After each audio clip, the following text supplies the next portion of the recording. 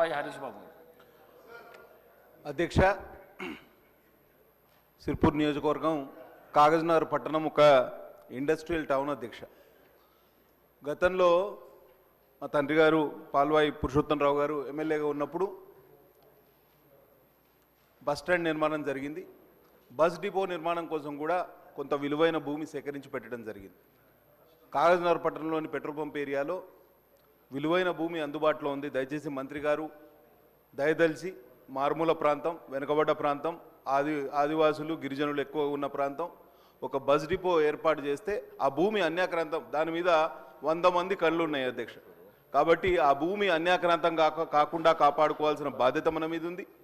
అట్లనే bus డిపోగా develop చేస్తే ఉభయతారకంగా ఉంటుందని మంత్రి గారికి తెలియజేస్తున్నా. గతంలో నేను మంత్రి గారిని కలిసి విజ్ఞాపన పత్రం కూడా ఇచ్చిన. కాబట్టి దయదలిచి ఈ విజ్ఞాపనను స్వీకరించవలసిందిగా కోరుతూ సెలవు తీసుకుంటున్నాను.